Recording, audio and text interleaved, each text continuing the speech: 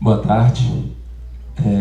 Bom, eu queria primeiro fazer uma pequena correção. Eu não sou mais o presidente da cooperativa, eu estou no conselho da cooperativa, eu ainda estou próximo dela. E eu vou falar um pouco da cooperativa, até porque eu sou um dos fundadores dela e acompanho esse processo, mas vou principalmente falar de um erro que a gente cometeu na cooperativa e que a gente está tentando se adaptar a esse erro, porque eu acho que é um erro muito comum da área cultural. Eu queria começar só com uma reflexão que eu acho muito pertinente para quem está atuando no meio cultural hoje, principalmente na música. Existe uma pequena invenção que tem mais ou menos um século, que mudou a forma como a gente lidava com essa associação de sons encadeados que a gente chama de música, né? A história da humanidade, ela tem pelo menos 30 mil anos, talvez mais, né, de acordo com os fósseis que foram encontrados. E a música, durante esses anos todos na história da humanidade, ela sempre existiu só no momento que era executada. Então, até o final do século XIX, você só ouvia música quando ela era executada naquele momento que você estava presente. Você não tinha como armazenar a música. Isso foi um hábito que foram gerações e gerações. A gente tem notícias de músicos que viajavam dias a pé para ouvir um concerto. Então existia um elemento sagrado ali, um elemento uma importância, porque aquilo ali era um ritual, né? Todos os povos comemoravam, celebravam o momento da música. Aí o que acontece? Um sujeito, um americano, um inventor, que é o mesmo cara que inventou a lâmpada elétrica, ele inventou um aparelho chamado fonógrafo. O que era o fonógrafo? Você tinha uma espécie de um rolo de cera, e aí ele percebeu que se ele usasse um diafragma que captasse a pressão da voz, ele podia ligar aquilo por um impulso elétrico numa agulha que fazia alguns sulcos naquele disco de cera. E com isso ficava registrada a força dessa emissão da voz, porque a nossa voz, quando a gente fala, a gente está emitindo ondas, e essas ondas eram captadas por esse diafragma e registrava nesse disco. E à medida que ele ia rodando, ele criou um sistema que isso ficava registrado e conseguiu, depois, com a secagem dessa cera, se ele passasse a agulha de novo ali, ligado numa espécie de concha que reproduzia a orelha humana, ele conseguia reproduzir aquilo que tinha ficado gravado na cera. É daí que vem o princípio do sistema de gravação. E isso, num momento de expansão da indústria, gerou uma revolução. Em pouco tempo, em menos de uma década, o fonógrafo começou a ser produzido em escala industrial. Em 1800 e pouquinho ele foi patenteado pelo Thomas Edison. Em 1995 ele já era produzido em escala industrial. E no Brasil o primeiro fonógrafo chegou em 1901, mais ou menos. Junto com o fonógrafo, logo depois, chegou o rádio, que era um sistema de propagação por ondas que ajudou a vulgarizar, nesse sentido, a audição de música. E é um fenômeno muito curioso, porque se o homem até então ele só conseguia ouvir a música no momento que ela era executada, isso tinha todo um simbolismo e um significado, a partir do momento que ela passa a ser um objeto físico de consumo, que você consegue consumir ela em produto físico, em discos, né? Isso implica também numa mudança na forma de criar essa música, não só na forma de ouvir essa música, que a gente começou a ouvir através do rádio, mas a gente também começou a consumir.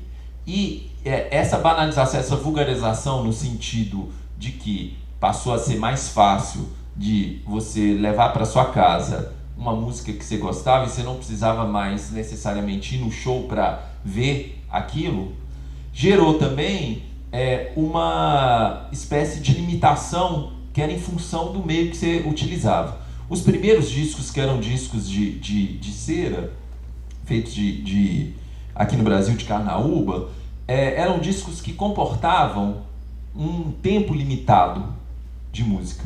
Esse tempo era entre 3 e 4 minutos. Esse tempo também, essa tecnologia também de gravação, determinou que o tipo de impressão, esse disco cabia uma música de um lado e uma música do outro. Então você gravava 2 músicas que tinham que ter entre 3 e 3,5 minutos. 3 minutos e meio. Isso determinou uma forma de fazer música também que mudou completamente um processo milenar. Por quê? A forma de fazer música para a humanidade sempre foi um momento de celebração e nunca teve esse tempo definido. Você começava a tocar um concerto ou uma celebração numa tribo e aquilo podia durar horas, podia durar dias. Quando você captura esse formato dentro de um produto, você começa a ter que determinar uma forma específica para que aquilo funcione dentro daquela limitação do produto que foi onde você vai imprimir aquilo. E isso que é mais importante aqui, atalhando o assunto, é que gerou uma indústria cultural. E essa indústria cultural, ela começou a se formatar muito cedo. O primeiro samba que a gente tem registrado é em 1917. Se a gente pegar o samba que foi registrado por Donga, pelo telefone, ele não tem um formato muito definido, porque ele vem exatamente dos improvisos, do samba partido alto, e várias pessoas improvisavam. Então não tinha a noção de autoria e não tinha uma noção de forma. A forma era definida em função da métrica e da rima que surgia espontaneamente no improviso entre aquelas pessoas. Só que a partir da década de 20, quando se constitui uma indústria cultural, que ela começa a se concentrar nas rádios, e as rádios eram as primeiras gravadoras, né? Tanto que Pixinguinha trabalhava numa rádio, Ernesto Nazaré trabalhava em outra rádio, e eles eram responsáveis por acompanhar os cantores que gravavam os discos que eram prensados. E nesse momento surge o primeiro fenômeno de indústria musical no Brasil, que é o maior fenômeno até hoje, proporcionalmente falando, porque ela vendeu mais disco do que a Ivete Sangalo, proporcionalmente, com relação à população da época, que é a Carmen Miranda, e vira um fenômeno mundial já na década de 30. Então isso instaurou um padrão de produto, e não só o produto cultural, o disco, mas o artista, como que é o perfil do artista, porque a Carmen Miranda foi direto para Hollywood nos anos 40, fez sucesso no mundo inteiro através dos filmes hollywoodianos. Isso instaurou dentro da indústria um modelo que se cristalizou, e cristalizou a ponto de não existir nenhuma outra forma de atuação que não fosse dentro dessa indústria, com esse modelo de celebridade que se instaurou ali logo na década de 30. Isso pode parecer um pouco distante, mas a gente reproduziu essa lógica da celebridade e reproduz ainda, mas sistematicamente, praticamente durante 80 anos, essa lógica não foi questionada. Ou quando foi questionada, ela foi questionada de uma forma muito incipiente, sem criar lastro, sem criar outro modelo que pudesse substituir esse. Então, a gente tem, na década de 20, a Chiquinha Gonzaga criou uma gravadora com o marido dela, durou 2 anos. Na década de 30, o Cornélio Pires criou uma gravadora independente que gravava as duplas caipira. Ele produziu vários discos, mas a iniciativa não foi para frente. Na década de 60, tiveram várias iniciativas de gravadores independentes também, inclusive em Recife, a Rosenblitz, que foi a primeira a produzir os discos de frevo. Veio uma enchente do Capibaribe e acabou com a fábrica de discos da Rosenblitz. Os primeiros discos de bossa nova foram produzidos em selos independentes que depois foram comprados pelas multinacionais. Nos anos 70, tiveram algumas produções independentes. O disco feito em casa, do Antônio Adolfo, é um símbolo dessa resistência cultural a esse modelo hegemônico. Porque esse modelo hegemônico é um modelo que vem das multinacionais, são empresas de capital estrangeiro que vieram dentro dessa lógica de produção e de mega espetacularização. Por isso que quando o Rômulo comenta aqui, o Nil comenta que as pessoas esperam ver na televisão, é porque esse é o imaginário que foi criado e foi cultivado durante 80 anos, de que o artista, ele só é artista quando ele se torna uma celebridade. Ele não é um operário, ele não é um trabalhador como qualquer um outro. Tem uma aura que o próprio artista incorporou. E o próprio artista, ele acredita que ele é um iluminado e que ele tem que ser uma espécie de guia da multidão e fazer shows em grandes arenas. Isso que parece uma coisa absurda, mas é o que está entranhado em 99% dos músicos hoje. O cara começa com a bandinha esperando que ele vá fazer sucesso e tocar para uma plateia de arena, no Mineirão, lotado. E se ele não fizer isso, ele não deu certo, é um músico frustrado.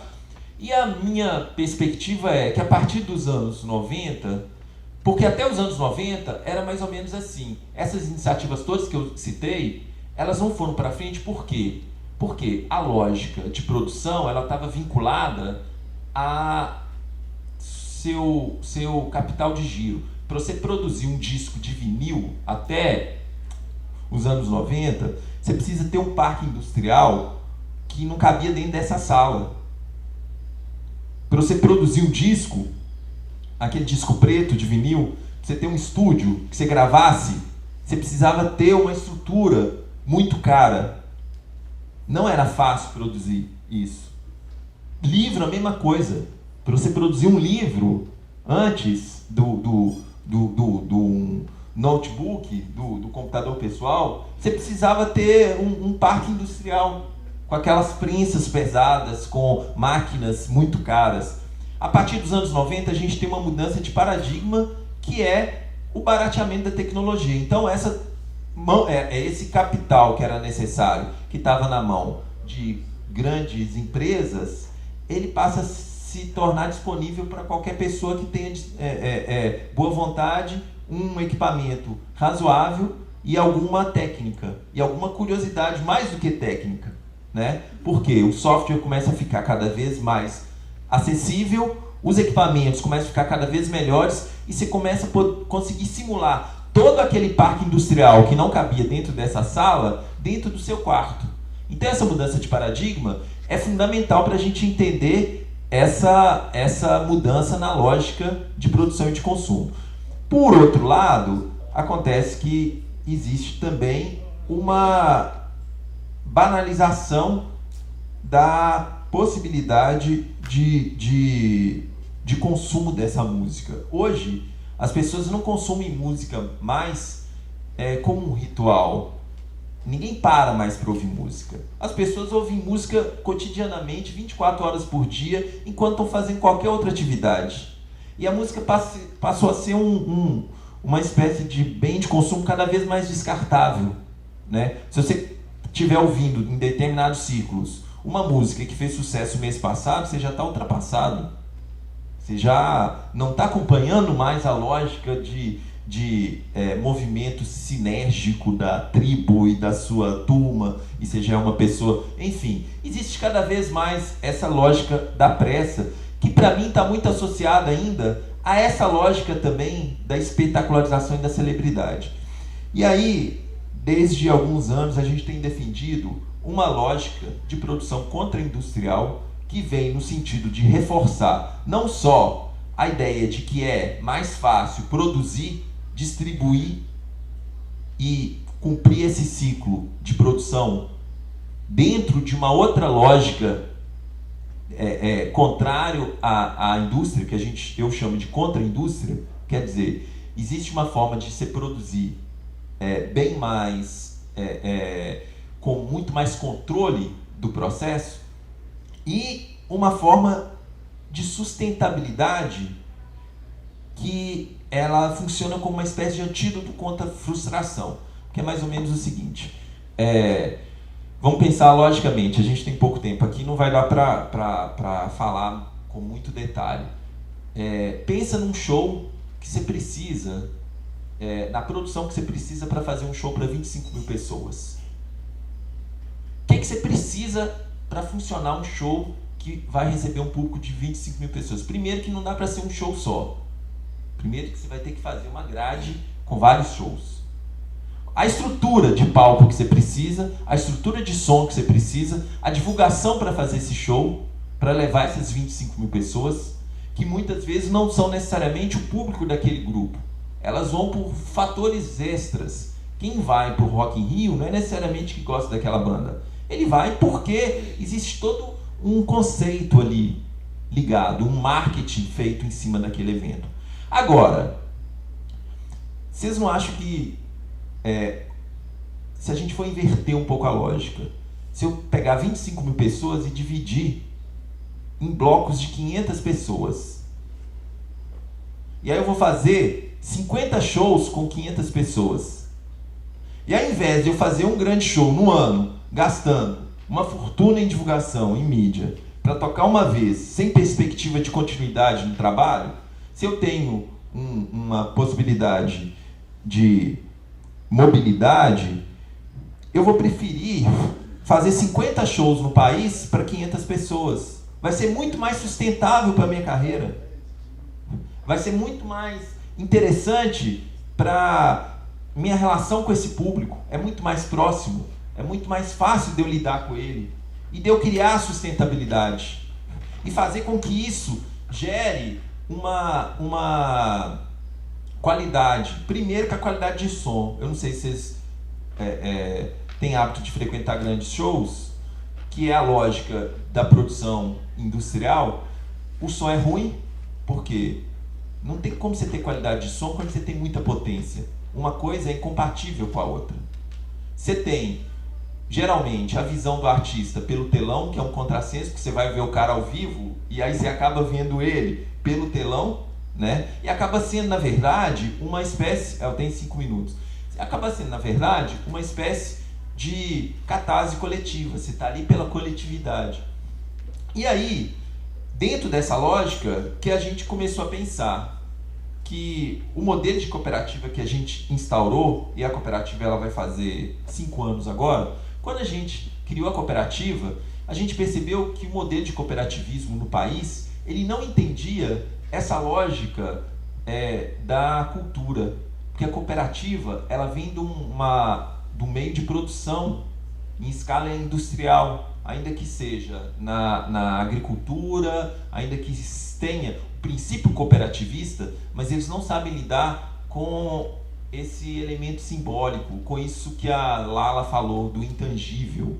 Então a gente começou a perceber que a gente tinha que ressignificar o cooperativismo para poder fazer ele funcionar. Porque não adianta você montar uma cooperativa de teatro ou de música ou do que seja e obrigar os cooperados a pagar uma taxa todo mês, porque eles não têm como pagar essa taxa.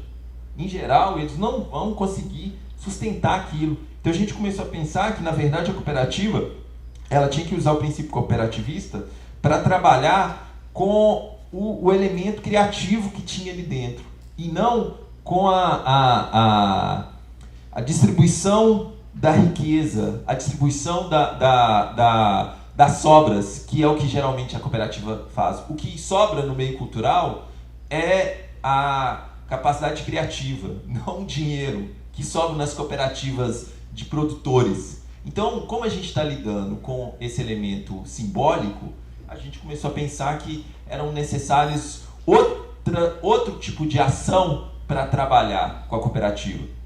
Dentro desse sentido, a gente criou um banco de serviços, que é um banco de serviços que, na verdade, ele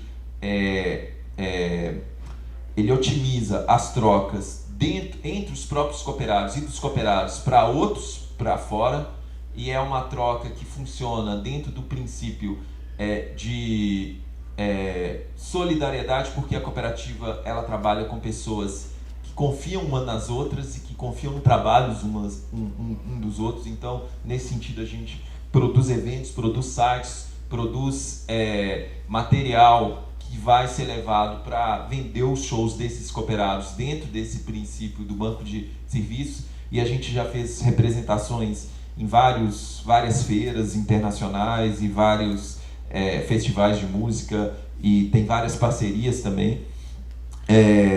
A gente tem um princípio de desenvolvimento de carreira, que é um planejamento que atua acompanhando os artistas que estão desenvolvendo algumas ideias que a gente acha que são ideias conceito, ideias chaves para desenvolver algumas ações. E eu quero falar rapidamente nesses 2 ou 3 minutos que faltam. Eu desenvolvi um projeto que foi um projeto pessoal meu, com o apoio da cooperativa, e foi um projeto que, na verdade, gerou o show que eu fiz aqui. Eu fiz um crowdfunding, que eu chamo de colaboração coletiva, para realizar uma viagem, que foi uma viagem que eu fiz pelo sertão de Minas, durante 3 meses de bicicleta, recolhendo paisagens sonoras, depoimentos, fotos, e esse material virou um show, uma exposição que está em cartaz agora no Museu Guimarães Rosa, em Cordisburgo, e um documentário que a gente está finalizando agora sobre esse trabalho, e tem um site interativo também, com a trajetória, com relatos, com depoimentos, e vai virar um livro. E esse produto, ele acabou gerando um desdobramento que traz uma espécie de capital simbólico para a cooperativa, que foi uma das apoiadoras da ação, junto com outras ações. Por exemplo, o ano que vem, durante a Copa, a gente quer estar num ônibus rodando 10 países europeus, algumas bandas, e fazendo um documentário durante o mês que vai estar acontecendo a Copa aqui em BH. E a gente começou a pensar, enfim, resumindo, porque o meu tempo está acabando, e a gente vai voltar aqui depois para falar no Festival Timbre, sobre o cooperativismo. O Fred deve estar aqui também e tal. E aí a gente pode falar da experiência das cooperativas em outros estados. A gente ajudou a fundar outras 12 cooperativas em outros estados, fizemos um encontro nacional, estamos desenvolvendo uma plataforma nacional hoje. Mas, enfim, eu acho que uma grande questão que me ocorre é que, pegando um gancho do início da minha fala, é que como a música ela se tornou mais um evento dentro de várias atividades cotidianas, a gente precisa ressignificar ela e trazer outros elementos para que a pessoa vá ver o show e ela perceba, às vezes por outros elementos, que a música é a espinha dorsal daquele, sabe? Quando eu levo o show, que tem todo esse entorno dele, e aí eu levo a exposição, eu faço uma palestra, que eu visito as escolas, eu falo um pouco do processo de criação daquele trabalho, eu projeto as imagens, eu levo a bicicleta que o público tem que pedalar para ver as imagens que estão sendo geradas na hora do show. Isso gera um tipo de deslocamento de lugar. O cara não vai ver só o show mais. A música ainda é o mais importante, mas ele vê outros elementos que conseguem tirar ele do universo dele, do cotidiano dele, e ele se insere dentro de uma outra dimensão simbólica quando ele está no show. Então talvez seja esse a nossa função hoje na música, capturar de novo o público usando os elementos que a gente tem para fazer isso, usando esses outros artifícios que a gente tem, porque só pela música hoje é muito difícil. Só finalizando mesmo, uma anedota, assim, eu fui convidado para um desses grandes festivais em Belo Horizonte, e aí estava acontecendo um show de um artista famoso, nacionalmente conhecido, e o público estava ali gostando do show, acompanhando e tal. E aí acabou o show desse músico, e aí cortaram o som do palco e ligaram o som mecânico na troca de palco. Quando ligaram o som mecânico, o público foi ao delírio. Era um daqueles sertanejos mais ritmados, assim, mas foi ao delírio de tirar a camisa e rodar, e parecia que tinha subido o Michael Jackson ressuscitado no palco. Eu falei, mas o que está acontecendo? As pessoas não tinham ido lá para ver o show. Qualquer, sabe? Não era mais o show que era o importante. Então, eu acho que, na verdade, a gente está dentro dessa lógica. Eu acho que a cooperativa, os parceiros, a gente está dentro de uma lógica de trabalhar numa outra escala, ressignificando essa ideia do artista, sabe? Eu prefiro hoje fazer 50 shows para 500 pessoas ou ainda 500 shows para 50 pessoas. Eu acho que é muito mais sustentável para a minha carreira do que pensar que um dia... E isso, assim, não é trampolim. Não é assim, eu posso passar a vida inteira fazendo isso e ser sustentável. E eu conheço artista que faz isso. E hoje no mundo inteiro tem artista fazendo isso. Enquanto a gente ficar esperando ser reconhecido na Globo e tocar num grande estádio, você só vai gerar frustração. Porque esse modelo está falido. Não existe mais espaço para isso. Cada vez menos, sabe? É sobre isso que eu queria falar um pouco. A gente está aberto. A cooperativa é portalcomum.com.br. O meu site, maquelk.com.br. E queria dizer que é um prazer estar aqui, voltar a Uberlândia, depois de algumas vindas não constantes. A gente tocou aqui no Arte da Praça em 2007, foi muito legal esse projeto. Parece que ele não acontece, mas ainda com alguma descontinuidade. E ontem eu me lembrei de um evento muito curioso, que aí me falaram hoje, na Fazenda Capim Branco, que era uma fazenda da universidade. A gente veio para o encontro de filosofia aqui, e eu era estudante de filosofia, e a gente ficou uma semana com estudantes de filosofia do estado todo lá, discutindo Wittgenstein, Kant, Nietzsche, experimentando uns expansores de consciência naturais que tinham pelos arredores. E foi uma experiência muito bacana e reencontrei algumas dessas pessoas aqui hoje. E eu acho que Uberlândia, a gente precisa conectar mais com Belo Horizonte, com Juiz de Fora, com as outras regiões do estado. A gente sente uma distância muito maior do que os 500 quilômetros que nos separam, assim, sabe? Mas os 500 quilômetros são 250 nossos e 250 de vocês, que a gente se encontra no meio. Sim, mas a gente está aqui agora, estamos esperando vocês lá também, porque eu acho que é necessário. Eu acho que é necessário esse intercâmbio. Uberlândia é uma cidade muito mais importante para a gente do que BH é importante para vocês, entende? Para a gente é muito mais importante ter essa interlocução, ter esse diálogo e saber o que está acontecendo aqui, poder vir aqui e saber como que vocês estão produzindo, como que existe um grupo como o Pontapé há 20 anos, com essa estrutura que eles têm, produzindo e sendo reconhecidos. Esse tipo de experiência para a gente é fundamental. Queria agradecer a todos, muito obrigado, estamos abertos para balanço. Bom, foi um momento de fruição aí, que expandiu nosso pensamento crítico. E eu queria já encaminhar, se tem alguma questão para a plateia, se vocês querem entrar em um diálogo pessoal aqui. Como é que está o nosso tempo, Cátia? Já estourou, acho que está assim, os heróis da resistência aqui, né? Sei. Se quiser. Alguém está querendo... sim. Se tem. Tamo aí.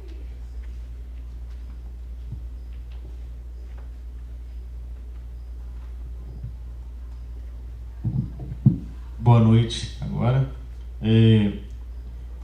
Eu anotei algumas coisas aqui que foi falado ali e eu acho que uma das coisas que me chamou a atenção, que eu fiquei pensando aqui, que eu gostei muito da fala de todos, eu acho que primeiro veio na minha mente, assim, esses dias para trás a gente estava participando de um festival numa cidade lá do sul de Minas e por um acaso a gente encontrou com um colega de profissão lá, porque a gente ia fazer o espetáculo, ele estava levando uma oficina. Aí a gente não se conhecia assim pessoalmente, mas conhecia por rede social e tal. E na hora que, vocês são quem e tal? Eu falei, sou da Vila Minas. Já ouvi falar de vocês, eu vi muito lá no Facebook. E antes de eu falar qualquer coisa assim sobre quem eu era e tal, já começou assim, cara, é isso mesmo que você tá fazendo? vai lá, não desista, eu sei que é difícil, eu sei que é complicado, mas você vai ver que um dia os resultados ainda vão aparecer, e assim, sem eu ter falado nada, sabe? Aí a gente fica pensando, né, por que as pessoas já têm essa visão de que o cara vai trabalhar na cultura, naturalmente ele já é um cara que vai enfrentar dificuldade em tudo, é um guerreiro, é o cara que... Então, assim, isso aí, a forma como vocês acabaram colocando, motiva a gente porque não ficou nessa coisa de, enfim, de perpetuar esse preconceito que existe. Tem várias outras coisas aqui, mas como já é diante do adiantado da hora, né? Mas eu acho que, assim, uma coisa que a gente tem que amanhã a gente pode entrar, talvez aprofundar um pouco mais o debate, mas eu acho que a questão dos meios de comunicação, a indústria da comunicação, eu acho que é uma coisa que interfere diretamente e é falada, assim, eu percebi também nas falas desde o começo da manhã. Eu acho que são coisas que a gente tem que pensar nas políticas públicas, democratização dos meios de comunicação e também, pela fala do Makely, a questão das tecnologias, investimento em tecnologia, investimento estatal para a gente ter diversidade também nessa área, até porque essa revolução que está acontecendo hoje, que a gente está vivendo, também tem alguns donos aí, porque tem algumas dessas redes que a gente está vivendo, que eu falei mais cedo, são redes que têm dono e algumas tecnologias também, e às vezes a gente acha que está revolucionando, mas também a gente está privilegiando alguns grupos aí do capital privado. No caso, por exemplo, os home studios aí de todo que tem espalhados aí na casa de muita gente, cria uma dependência da Apple, por exemplo, que eu acho que é muito prejudicial assim para o dia a dia das pessoas que vivem isso, né? Enfim, só um exemplo. Estou falando isso porque realmente eu sou militante do software livre e eu acho que tem alguns conceitos que estão no processo criativo do software que influenciaram todas essas tecnologias e que a gente tem que trazer esse debate mais presente. Bom, enfim, eu acho que é isso. É só mesmo para externar o que eu estava pensando. Meu nome é Marcelo Branco, sou da Associação Cultural Animário e eu queria comentar sobre essa questão da não captação que o Nil César e todos vocês comentaram aí, que realmente quando você leva a cultura para o lado social, educacional, teria que ter um subsídio direto do governo para quem produz, porque é um assédio que está sendo gerado muito grande. Só na lei estadual são mais de 1.500 projetos aprovados, então são mais de 1.000 produtores que vão atrás das mesmas empresas. Eu, algum tempo atrás, encaminhei para uma grande empresa e o diretor, sem perceber, encaminhou com cópia para mim. Ele disse assim: mais um projeto para responder. Então, é falido. Isso foi discutido na conferência municipal e provavelmente na estadual, que eu iria, mas como foi durante a semana, não foi possível participar em Belo Horizonte. E aos trancos e barrancos a gente continua produzindo, continua insistindo como guerreiros, né, como você falou. E eu queria contribuir levando alguns DVDs para o projeto de vídeo que foi mencionado, e são projetos que realmente ou tem que buscar o caminho que você citou da bilheteria, ou então tem que ter subsídio direto. Não dá mais para você sustentar outros modelos, a não ser a vaquinha cibernética que está começando agora, mas as ideias que deram certo e que foram citadas, todas dependem muito de esperança e perseverança, porque as condições são muito precárias e contra a subsistência desses grupos, desse atendimento social. Então, acho que a gente tem que continuar perseverante buscando meios, mas se for um objetivo comercial para agradar as pessoas, você já está criando algo artificial. Quando você tem um cunho educativo, como no caso as oficinas de desenho animado que nós realizamos, não tem o apelo de atingir milhões de visualizações, porque foge do popular que o povo está querendo ver. Assim. Então, eu queria contribuir, falar um pouco sobre isso e saber se alguém tem algum comentário. Eu queria falar um negócio. Sabia que eu pensei que a partir da discussão do que deu certo, né? A gente tinha umas questões a discutir aqui de fundo, de lei de incentivo, essas coisas, né? Que a mim não vai conseguir caminhar dentro do conceito que eu queria. Porque o que eu queria falar com você é o seguinte, eu acho que a cultura faz muito pelo social e o social não faz bosta nenhuma pela cultura. Desculpa a palavra. Tá certo? O que eu estou dizendo é o seguinte, nós temos, é mais um problema, o artista tem culpa pra caramba. Essa aqui é a grande coisa. Eu acho que o projeto dele do Beco é sensacional.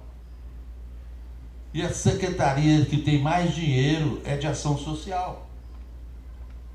Você está entendendo?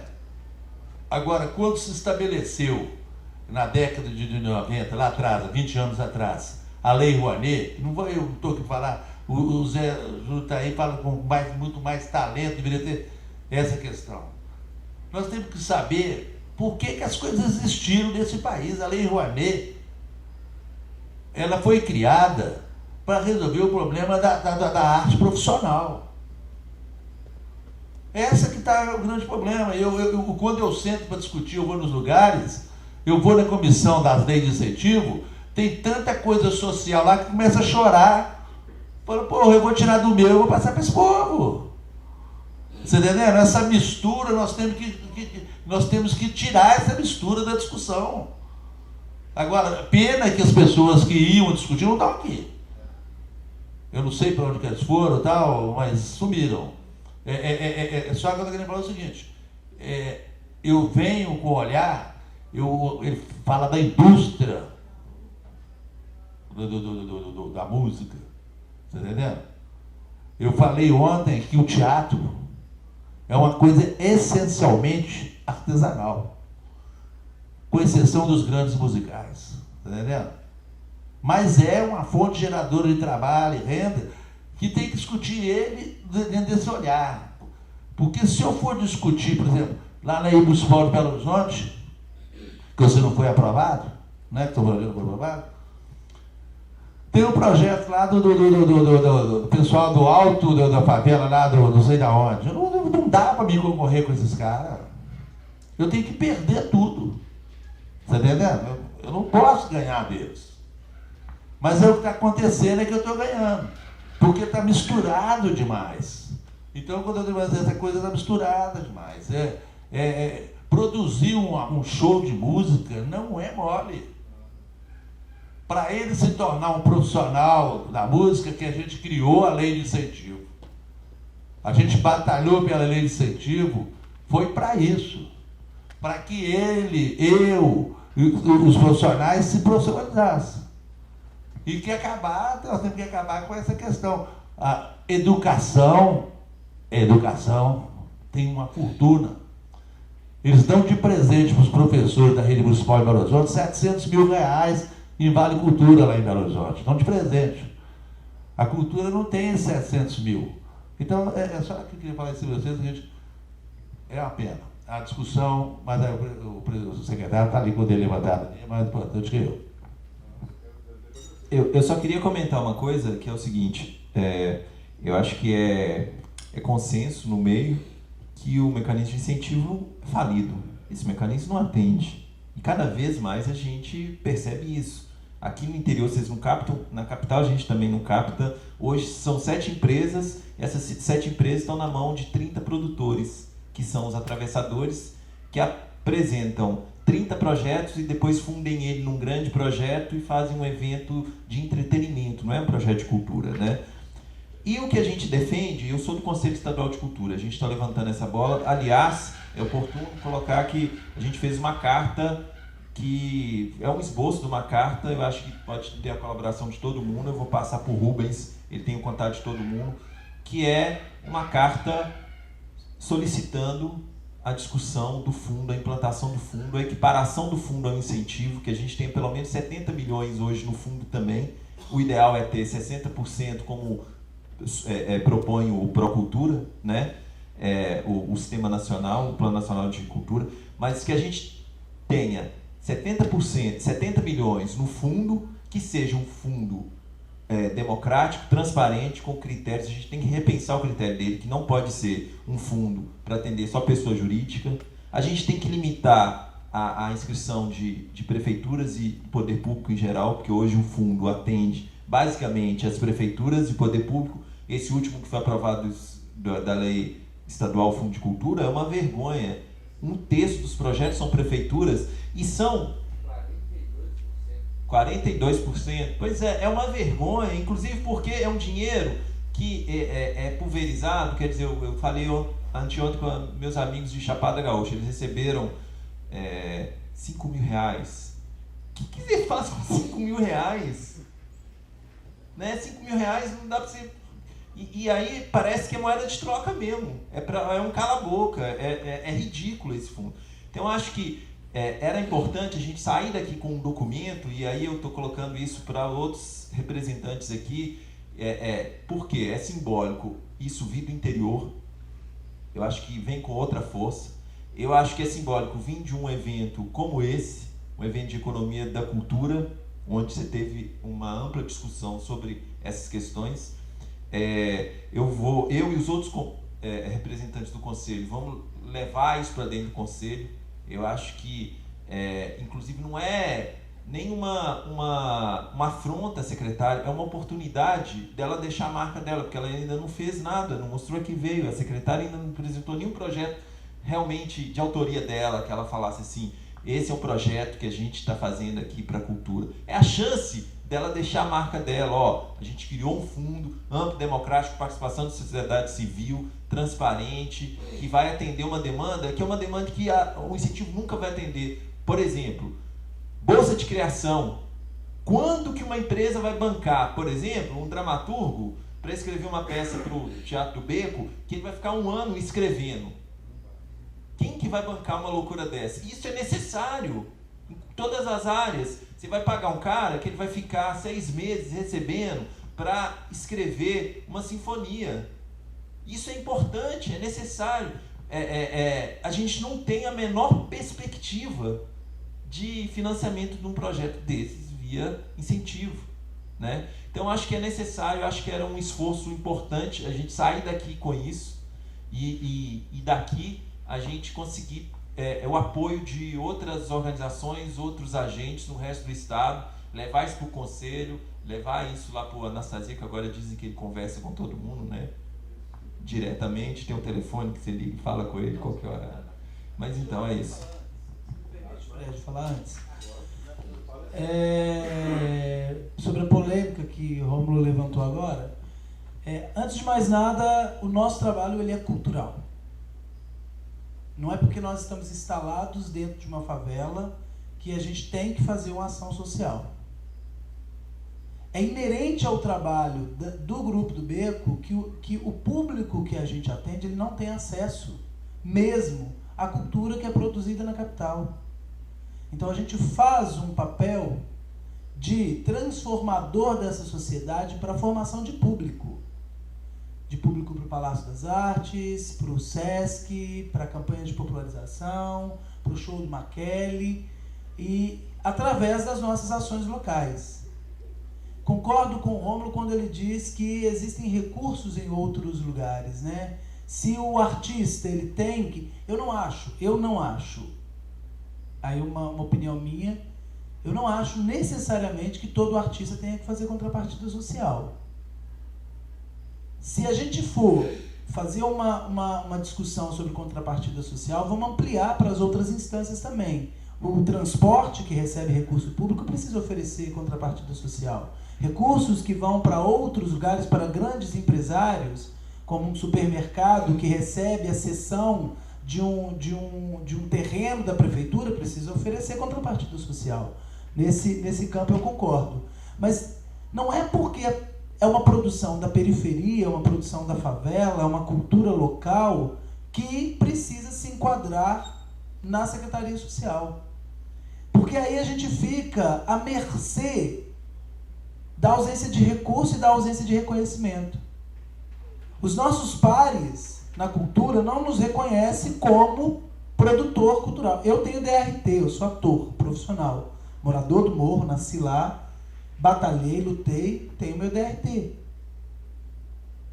O que a gente discute é o seguinte: a cultura não reconhece o movimento cultural não reconhece a cultura da periferia como atividade cultural e sim social. Quando você vai buscar no social, eles não reconhecem a gente como uma ação social, e sim uma ação cultural. Ou seja, a gente fica no limbo. Né? Eu não acho que tenha que separar a gente das outras discussões. A gente faz um trabalho social? Faz. A gente precisa estar dentro da educação, que é na educação que a gente forma nova plateia. Precisa estar na educação. A gente precisa estar dentro do ônibus, dos ônibus. A gente precisa estar dentro do metrô, a gente precisa estar na Praça 7, a gente precisa estar atrás da formação dessa plateia. Entende? É aquilo que o José Márcio falou ontem. Assim, a gente precisa aprender a conviver com a diversidade. A gente precisa, como disse a Lala, precisa aprender a comemorar, né? Celebrar a diversidade. E a partir da diversidade, vamos encontrar o que é comum para a gente ir atrás de uma sociedade como um todo que seja ideal para a gente. Né? O nosso sonho, né, é a gente, quando a gente trabalha com um grupo de teatro, Gerações Ilhéice, é a formação de novos atores para se inserir na cultura da cidade, do estado do Brasil. A gente leva Vladimir Medeiros para dar curso de iluminação, para formar novos iluminadores.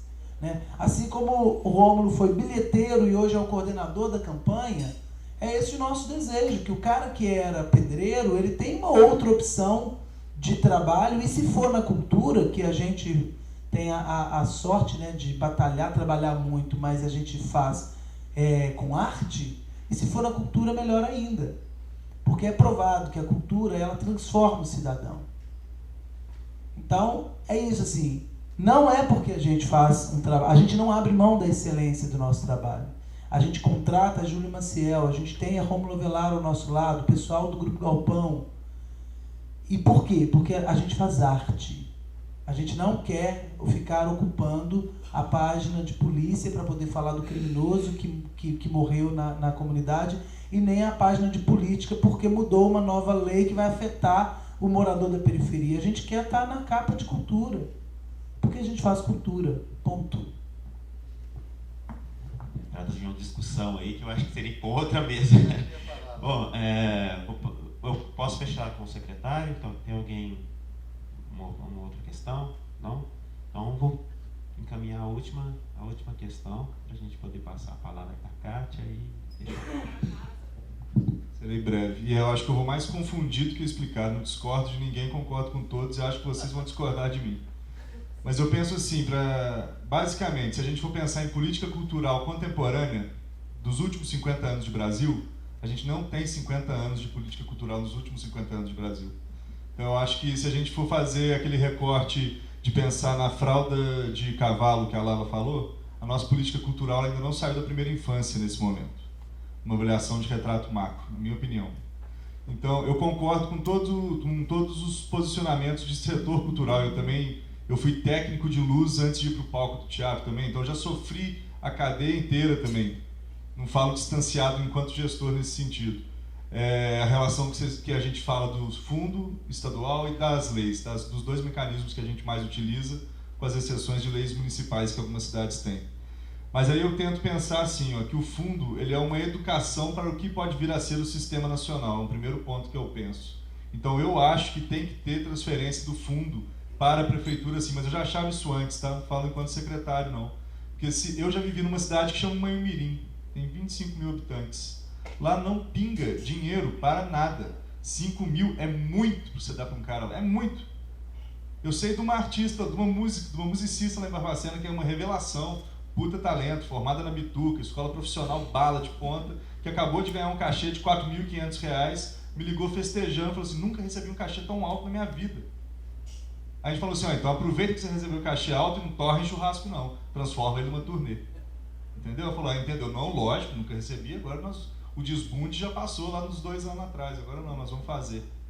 Então eu acho que isso é uma educação necessária. Eu só acho que o mecanismo, tipo, a gente está falando já há uns 10 anos, né, do Sistema Nacional de Cultura, dos sistemas estaduais e dos municipais. Isso só vai ter algum tipo de eficácia quando 50% dos municípios brasileiros aderirem. Isso já é quase uma utopia, e agora já é quase uma utopia real mesmo, porque a gente ainda está tão distante disso, que é quase uma utopia. E para mim, eu concordo plenamente, já convivi muito com o Rômulo também, e o Rômulo ele sempre bateu muito nessa questão, cultura não tem obrigação de fazer social. Se ela faz, é por mérito e consequência. Mas o cara que vai fazer arte tem que fazer arte, está certíssimo, concordo demais com o teu discurso. Agora, a gente está descobrindo também que a gente está com um aparato cultural, não lembro qual de vocês dois que falou que a gente nunca teve tanto dinheiro para a cultura quanto a gente tem agora. Isso é uma verdade também. Isso também é uma verdade, a gente nunca teve tanto dinheiro. A Lei Rouanet ajudou isso a subir? Ajudou, de uma forma certa, errada, em alguns casos muito bons, em alguns casos muito técnicos, mas sim, ajudou, jogou isso lá para cima. As leis estaduais também, começou um estado por outro estado. O Pará só tem a lei estadual de cultura porque Minas Gerais tem a lei estadual de cultura. Se você ler a do Pará, ela é um pouquinho mais simplificada que a de Minas, mas o escopo é idêntico. Então eu acho que isso a gente está no processo de maturação. E para chegar aonde? A gente tirou a cultura da pasta da educação para ela ganhar autonomia e se reconhecer, né? Somos a pasta de cultura. Agora a gente busca educação de novo. Mas é de outra forma, né? Agora a gente não está indo bater, não é nem pedir migalha, não é nem pedir nada. Fala assim, bicho, você não consegue resolver sozinho. A gente não ocupa o teu espaço. Mas como amálgama e como preenchimento de lacuna, ninguém faz o que a cultura faz. A pasta social não faz. A pasta social faz base política. É isso que acontece dentro do poder público, é isso. E faz serviço bom? Faz também. Mas ela faz base política. A cultura amarra. E nisso a gente chega, tem uma piadinha que fala que assim, ó, malandro mesmo é Santo Antônio, né? Que casa todo mundo e ainda está solteiro. E a gente discute, nessa última década veio gestão cultural, economia criativa, cidades criativas, veio todos esses nomes inteiros que a gente já está cansado de conhecer. Tem uma palavrinha em cima disso tudo, que é mercado, velho. A gente só tem dinheiro para a cultura quando o país, ou o estado, ou a região está economicamente forte. Senão não tem, é fato. Essa é a confusão que eu quero contribuir. E eu acho que é isso, que a gente tem que pensar. É profissionalizar, é fazer consórcio intermunicipal, é juntar muita gente, mas juntar muita gente puxando por quem tem trabalho profissional prioritariamente. É aquela velha história, uma pessoa que quer fazer arte, ela vem me procurar, eu tento convencer ela a não fazer. Mas eu tento com esforço. Eu me esforço para tentar convencer a pessoa. Para fazer arte, para virar artista, se tornar artista. Tento convencer mesmo, porque ele vai ter que passar por cima de mim, ele vai ter que passar por cima do mundo inteiro, se ele quiser ser artista. Então é isso. Quem está disputando o mercado profissional, eu acho que tem que prioritariamente disputar isso e tentar fazer isso de forma rápida. O resto já está se desenhando. É o que eu tenho visto. O que você vê agora dessa diversidade. O Brasil passou 40, 50 anos se vendendo como futebol e carnaval, samba e carnaval, samba e futebol. Aí resolveu inverter a diversidade. No primeiro momento é lindo. Aí agora a gente está vendo, cada um aqui de nós tem experiências amplas e diversas, o tanto que isso complica, confunde e deixa tudo muito mais foda também. Mas traz mais possibilidade. Eu acho que o caminho é esse mesmo. São mais 20 anos de trabalho árduo para a gente ter uma primeira maturidade cultural artística no Brasil, reconhecida por público, além de nós que somos atores e agentes. E a cada palestra dessa eu vejo evoluções. Eu já acompanho o trabalho do Maquele há um bom tempo, não tinha ouvido ele falar ainda. Mesma coisa de você, sua campanha de teatro, é lógico que eu conheço ela. Eu morei 1 ano só em BH, mas eu estou sempre em Belo Horizonte desde muito tempo. E o Nil eu conheço por referência do Rômulo, o projeto do Beco também. Só que aí eu vou acompanhando agora é Facebook mesmo, ainda não conheci pessoalmente. Mas quero conhecer isso tudo. É a honra de estar aqui. nós estamos disputando mercado pela cultura. É essa a minha conclusão.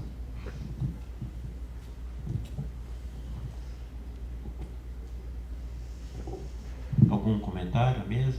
Não? Só um pequeno comentário, Fred, que no Sistema Nacional de Cultura, os estados, os municípios que se enquadrarem no sistema, eles já têm uma previsão de recurso orçamentário do Procultura, né? E eu não acho que não tenha que cortar o valor que existe hoje no fundo estadual para os municípios. É só...